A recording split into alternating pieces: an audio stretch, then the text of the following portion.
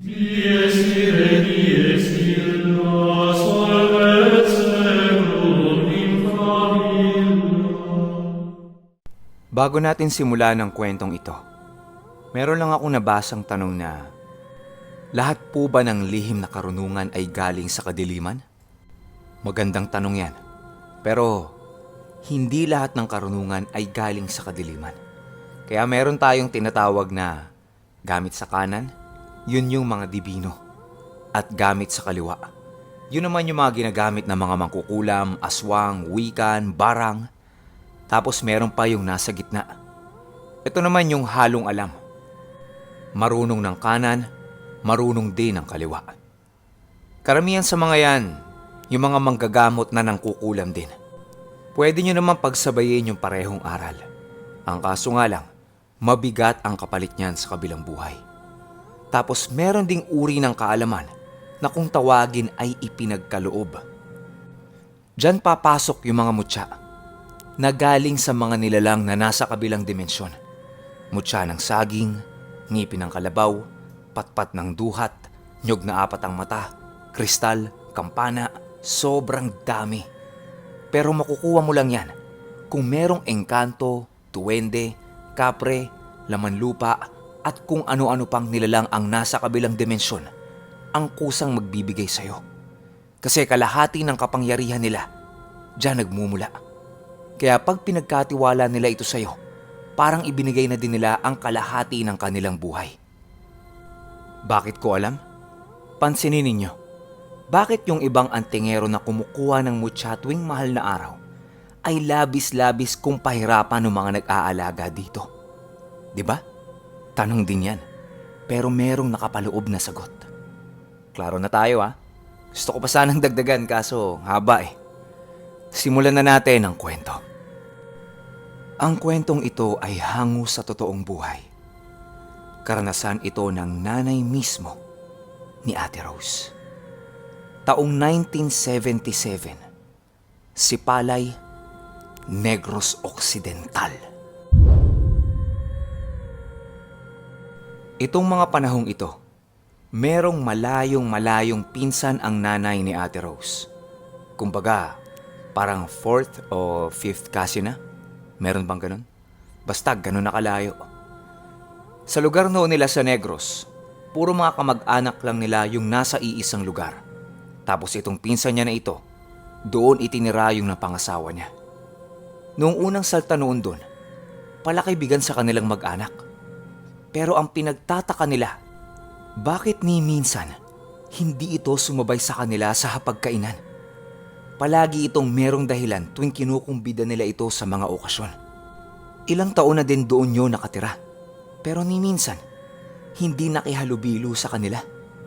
Puro laging bati lang ang ginagawa nito. Isang gabi napadaan yung nanay ni Ate Rose sa bahay ng pinsan niya. Gawa ng kailangan niyang puntahan yung isang kapatid niya para bilinan tungkol sa mga alaga nilang baboy. Naisip niya, bakit hindi niya daanan yung pinsan niya at kumustahin? Pero pagdating niya sa bahay, napakadilim. Walang kailaw-ilaw. Nagtangka siyang sumilip sa bahay para tingnan kung may tao ba. Pero nung nasa pintuan pa lang siya ng bahay, meron siyang narinig na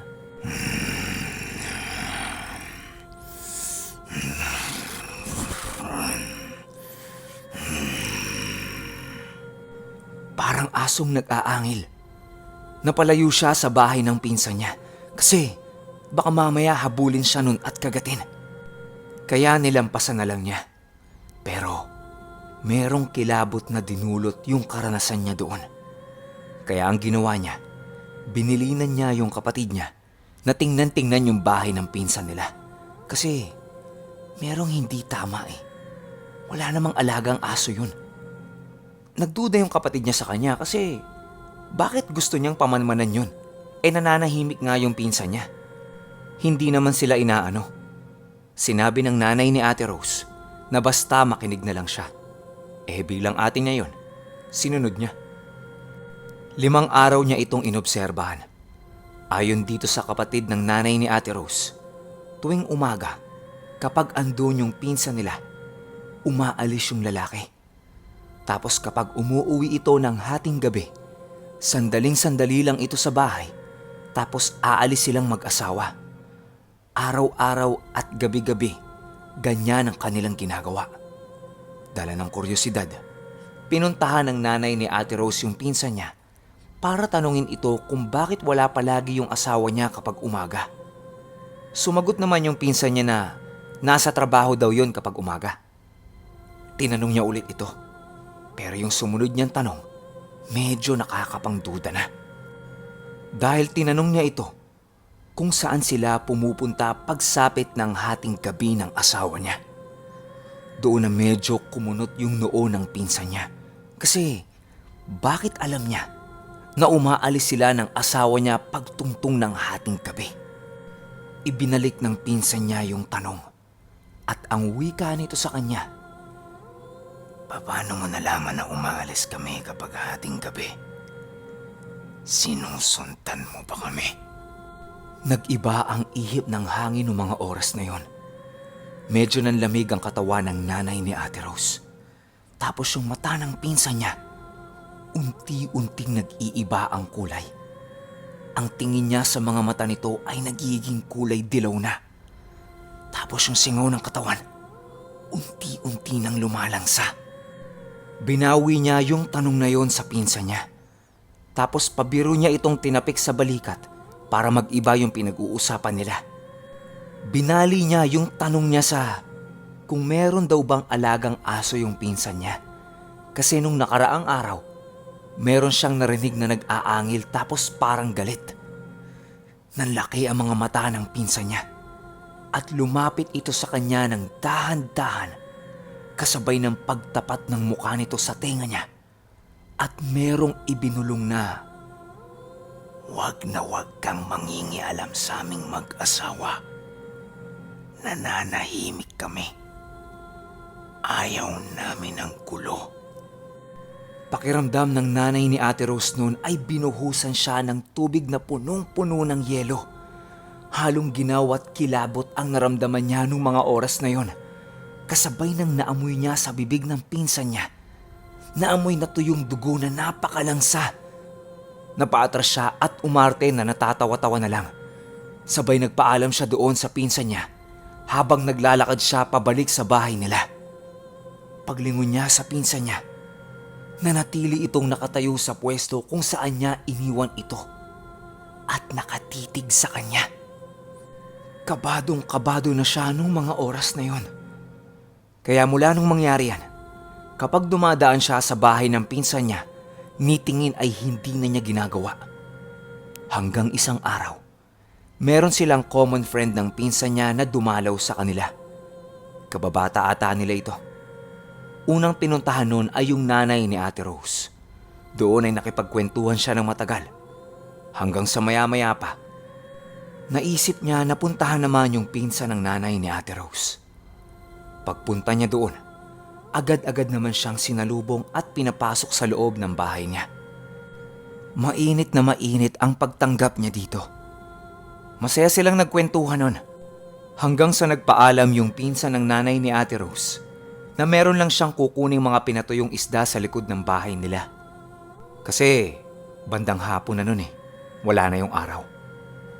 Habang naghihintay yung kaibigan niya, meron siyang napansin na butas doon sa lapag ng bahay. Gawa lang kasi sa kawayan yung lapag ng bahay. May mga siwang-siwang yon, kaya talagang masisilip mo.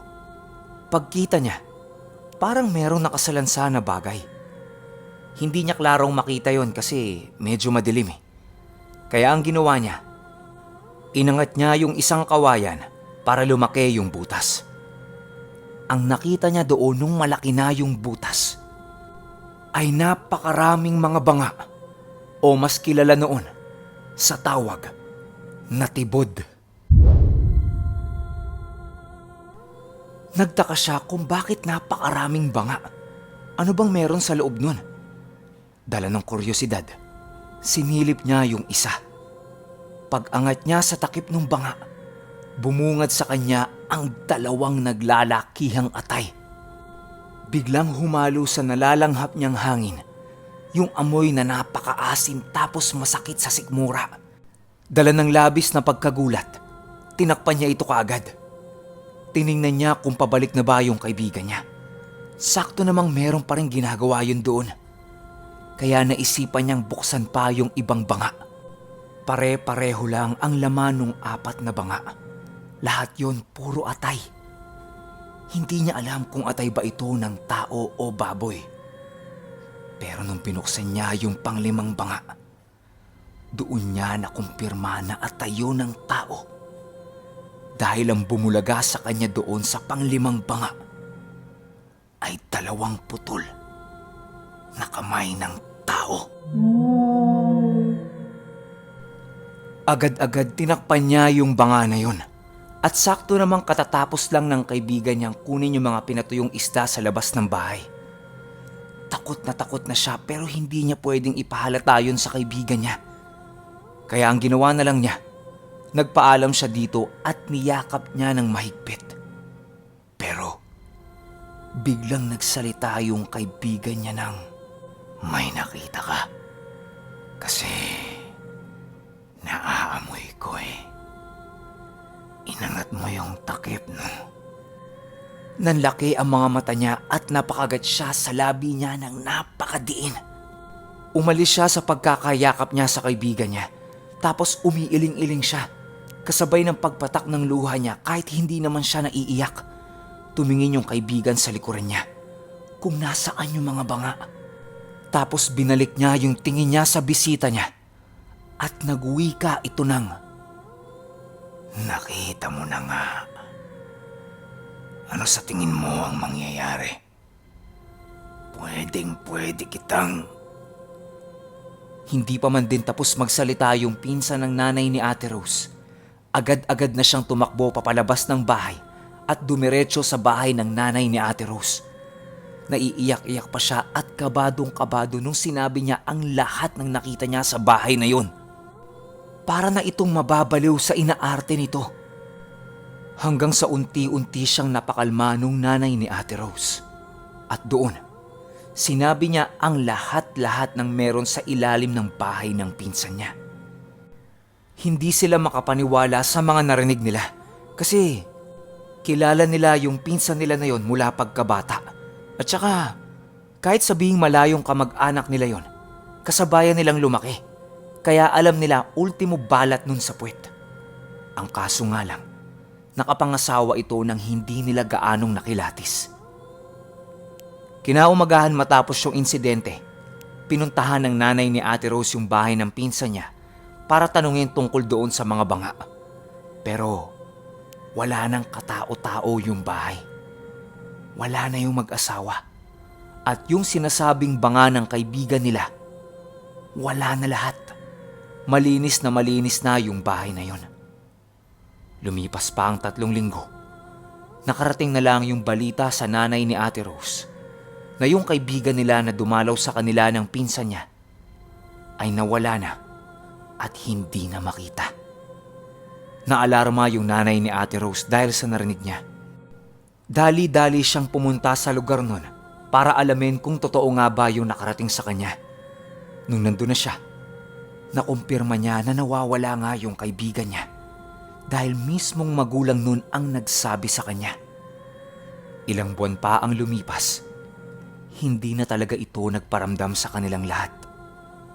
Mula nung mangyari yan, kumalat na yung balita sa buong angkan nila Ate Rose na yung pinsan ng nanay niya ay biktima ng isang aswang at ginawa itong yanggaw. At yung mga pag-alis nila sa bahay nila ng 10 oras ng gabi, yun pala yung oras nila para mambiktima sa mga malalayong baryo para kumuha ng mga atay, laman loob o maski ano pang parte ng katawan ng tao at ilagay ang lahat ng yon sa loob ng banga. Nakakalungkot lang na hindi na nakita pa yung kaibigan ng nanay ni Ate Rose, no?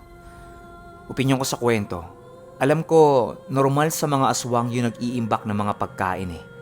Lalo pa doon sa mga bagong yanggaw. Kasi gusto ng mga yan, maya't maya meron silang kinakain. Tapos puro atay ang kinakain ng mga yan. Doon naman sa parteng, bakit hindi nabubulok yung laman loob sa loob ng banga? Sabi sa akin ng lola ko, yung mga aswang na yan, hindi takot sa mga maaasim. Yung mga suka, ganon. Maliban lang sa suha, kalamansi o dalandan. Diyan takot ang mga aswang.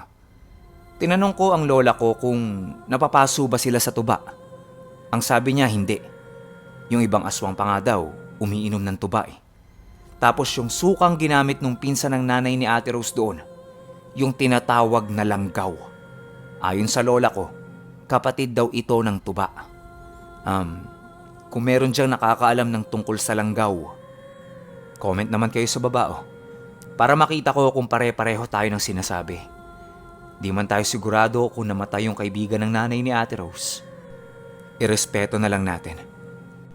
Huwag na lang nating tawanan. Yun lang. Hanggang sa susunod na kwento. Salamat.